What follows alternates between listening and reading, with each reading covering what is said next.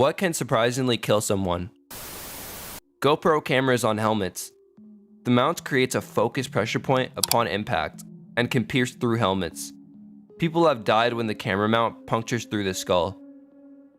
As a ski patroller, I believe the GoPro has a second hazard.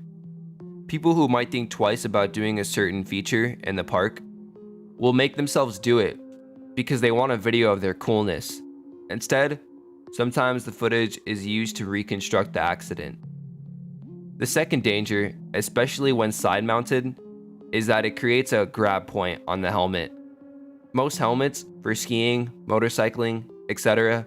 are designed to be relatively smooth to slide along the ground in the event of a crash. Anything mounted on the head negates this and could cause the helmet to grab the ground and twist your neck violently. PogChamp.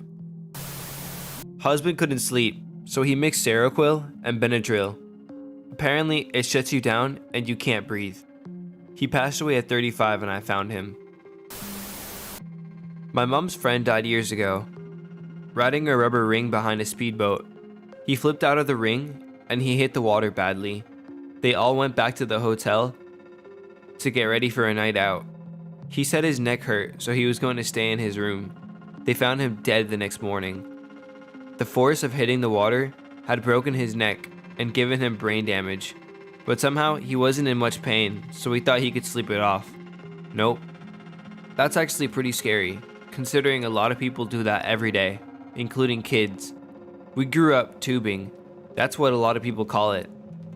I can't count how many times I've flipped out of a tube and bit water. It's always been pure fun though. I have never thought of someone dying from it, to be honest. Aneurysm. According to experts' trusted source, the pressure caused by holding in a sneeze can potentially lead to the rupturing of a brain aneurysm. This is a life-threatening injury that can lead to bleeding in the skull around the brain. Nitrogen narcissus. As a scuba diver, it's something I need to be careful of. As elementary science teaches us, nitrogen is by far the most abundant gas in the Earth's atmosphere. Under normal circumstances, inhaled nitrogen gas is immediately exhaled. However, under pressure, like when diving, some of that nitrogen can enter the bloodstream. Think like carbonation in soda. At low doses, it does nothing, but as nitrogen levels build, it begins to mess with your nervous system. It creates feelings of confusion and euphoria. Underwater, that's a very bad thing. Divers have been known to forget they were diving and take their gear off, or forget which way is up and drown because of the narcotic effect. In higher doses, it can cause more severe neurological symptoms like seizures. This almost happened to me. When I was doing my certification training, our instructor took us down to 100 to 120 feet on only my second or third dive. I got very loopy and remember touching my regulator and thinking, I don't really need this, and that I could breathe underwater without it if I wanted to. Luckily, there was a piece of my brain that yelled, "No!" It sobered me enough to remember the book training about nitrogen narcosis, and I headed up until the feeling gradually disappeared. Have you ever low-level narked? At first, you don't even notice. That's the scariest. I was about 110 down, low light at surface, almost pitch black, cold, maybe like 5 Celsius. It didn't register that warm and fuzzy was not an appropriate sensation. There isn't much color at depth, but even with our low lights, I couldn't see the colors on our gear, and some of it was early 90s fluorescent. What really drove it home was looking at the stopwatch after adding 3 plus 4. Apparently it took me almost 27 seconds to answer. I'm glad I've done it, so hopefully I can recognize and work through it, should it ever occur in an unsupervised environment. Sound. You can get killed by sonar waves, and a defense strategy for submarines against boarding is turning on sonar. It also kills sea life though. The air displacement caused by sound waves / shock waves is something else. The shockwave from an explosion can and will often collapse a lung or tear up the soft tissues in your body. There were a few recorded deaths at the time, like 3-ish, of strong subwoofers killing people. 2 were thin people who smoked and were pounding heavy bass in their cars. and the air displacement collapsed their lungs. Another guy was at a concert, standing way too close to the speaker, but all these people were very thin and already had damaged lungs. I feel like people don't realize how even the tiniest cut can kill them if they don't take care of it. I see it defended a lot in the home tattoo / piercing community, but if any kind of open wound gets infected and is left untreated, it can enter the bloodstream and cause septic shock. I worked with the guy who developed MRSA after getting a very small cut on his finger. He said it was small enough that he didn't need a band-aid to keep it from bleeding, etc. He just about died because of it. That's why predators in the wild are so cautious when hunting. They have no proper treatment facilities, except crocodiles. Their immune system is just mega efficient. Cleaning. Accidental mixing of certain cleaning products, mainly bleach with other cleaners, can cause toxic fumes. Add in it's usually a small space, and it can be deadly. Came home from school once to a terrible stench and my mother high as a kite. I found her cleaning behind the fridge and asked, "What's that smell?" Giddily, she replied, "Bleach and ammonia."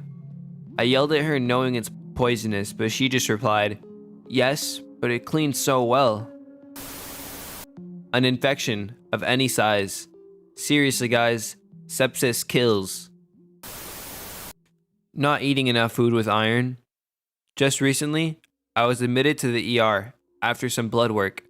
I needed an emergency blood transfusion right away. I was so anemic, my hemoglobin levels were at a 2 when they're not supposed to drop below a 13. The doctors did various tests to see if I was bleeding internally or anything that could be causing me to lose blood, but everything came back negative. The doctor concluded that I was simply iron deficient. With my levels that low, the doctor told me if I were to pass out, which I was close to numerous times that day, there was a good chance I would have never woken back up. After 2 pints of blood and a quart of sodium chloride, I was prescribed an iron supplement and told to eat more spinach. Eat your veggies, kids. Or drink your Guinness. Guinness has about 3% of your daily recommended iron. Doesn't seem like much, but considering how easy it is not to get enough iron, every little bit counts. So a Guinness a day keeps the doctors away. Schlancha. Drinking too much water, aka water intoxication. Not like choking on it and drowning, but you can drink so much water, it causes pressure in your skull that leads to headaches, double visions, coma, and death. Hyponatremia. Hypo meaning too little, natri meaning natrium, the chemical name for sodium, and emia meaning presence in blood. Low sodium presence in blood. I remember hearing this at a safety course at a festival a few years back. People who take MDMA are told to drink water. Some people get paranoid and drink liter upon liter of water within a small time frame and get hyponatremia and have to go to the hospital. An epidural. Not sure if it's surprising, but I'd say rare. I've never heard of anyone else dying from one except for my cousin's wife. She had one almost 30 years ago now, and the sleep-deprived doctor who administered it put it in the wrong spot and it went straight to her heart. She died moments later. I remember someone calling me a troll for lying and scaring women out of epidurals when I commented this once, hence why I feel it worthy to include. Stress. It's eating away at you mentally and then moves onto your body. Before you know it, you're eating yourself to death or starving yourself to death, or just hurt yourself directly in order to cope. Boredom.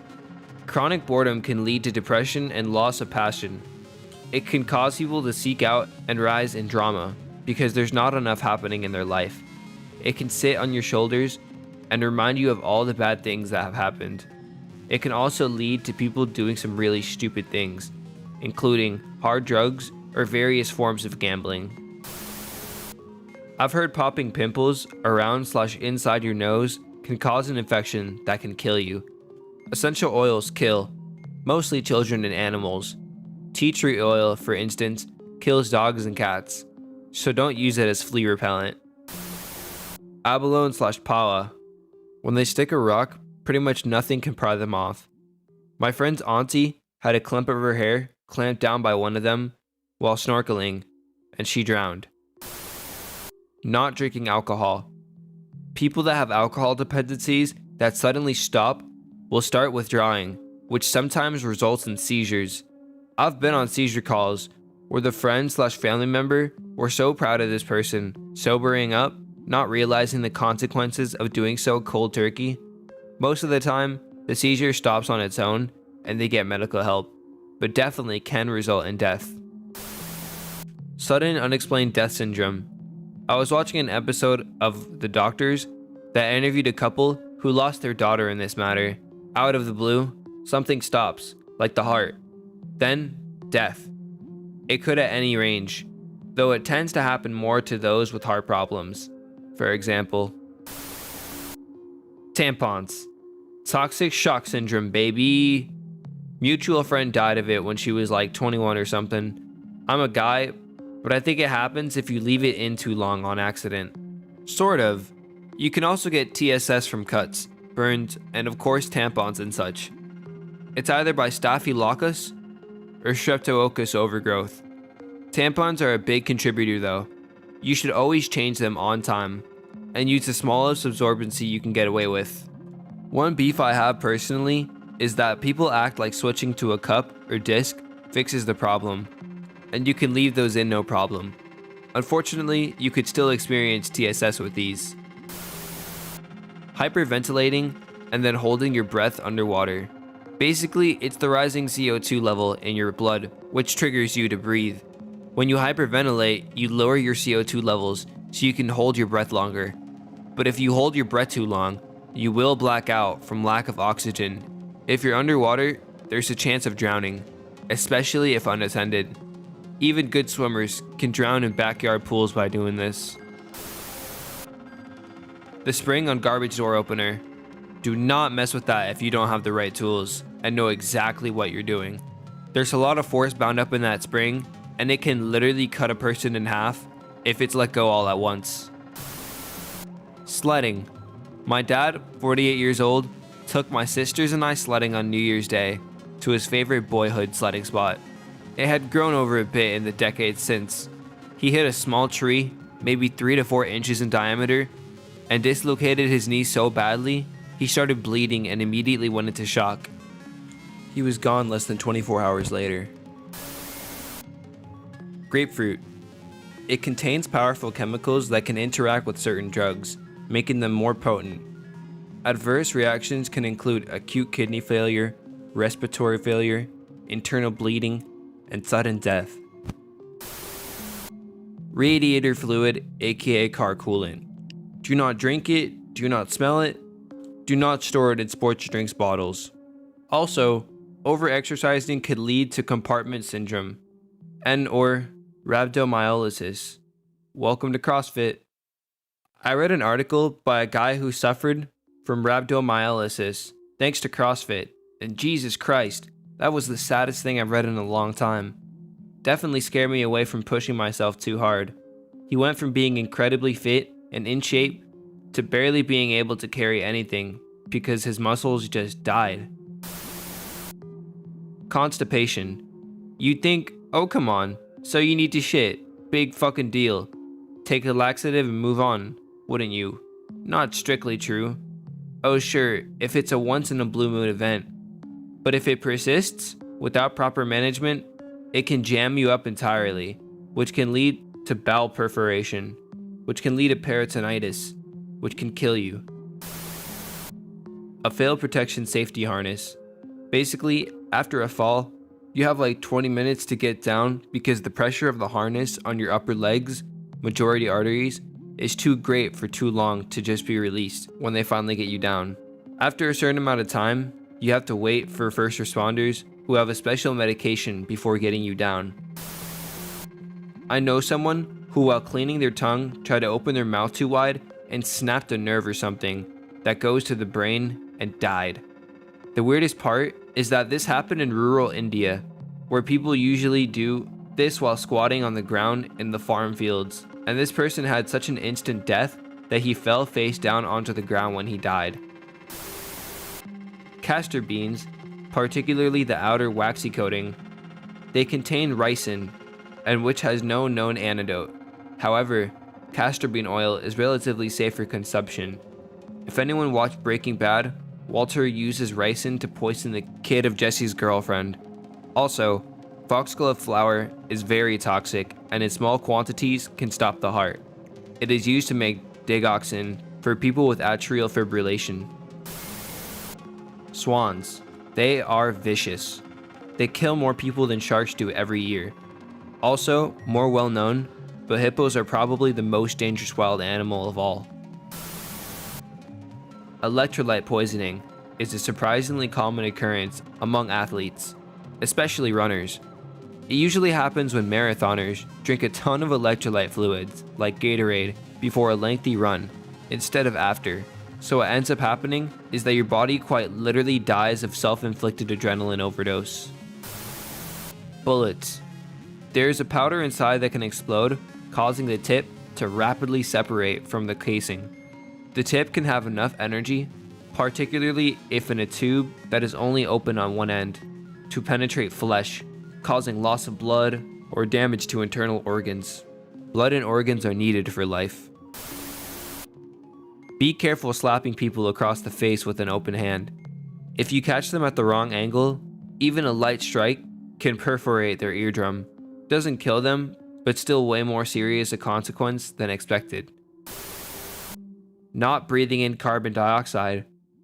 Although we need to breathe oxygen to live, it is inhaling CO2 that triggers our impulse to breathe, and without it, we suffocate, also known as oxygen toxicity.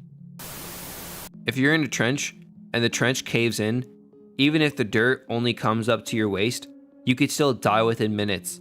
Soil can weigh as much as 135 pounds per cubic foot, so the sheer weight of that dirt would be enough to completely cut off the circulation to half your body. It would be a slow, agonizing death while someone tries and tries to dig you out. Problem is, you may not even realize the seriousness of the situation at first. You may not realize the difficulty in digging out of that much dirt to get you free until it's too late. Ibuprofen. It wears at your stomach lining and can cause bleeding. MBD, right? Wait, a buddy of mine tore something and was in unholy amounts of pain. Doc gave him 800 milligrams of IB for it and told him to take it 3 times a day. After the second dose, he took a nap. When he woke up, barely, he was lying in a pool of his own bloody shit. He was so weak from blood loss, he could hardly get up. Later that year, I'm working at JUCO's baseball team, and the guys are popping IBs like M&Ms after batting practice. I tell them this story, and they don't care, until I get to the pool of bloody shit part. The most I'll take is 1. If 1 doesn't help the pain, I suffer through it. Chlorine gas. A tablespoon of gas can kill most of the people in a room in seconds. My father worked at a plastics plant in southern India. He always said if we see a funky cloud coming from GE, to leave immediately in a car away from the cloud. No questions asked. The nerdy, introverted, quiet kid that everyone in class picks on. The chances that they'll react by becoming a school shooter, becoming a professional assassin, becoming a deadly black hat hacker, or develop the courage to act on their repressed impulses to get revenge via discreet violence, such as killing you in your sleep, are low to say the least, but never zero. Balloons. Latex balloons are festive and colorful, but they are also the leading cause of choking deaths in children in the US. About 38% of all toy-related choking deaths reported between 2001 and 2014 involve balloons. Most of the balloon accidents involve children under the age of 6, but even older children should be warned of the dangers of chewing or sucking on balloons. A relatively minor blow to the chest. It's called a commotio cordis. If you're really unlucky, getting hit with something like a baseball can cause a heart attack and kill you.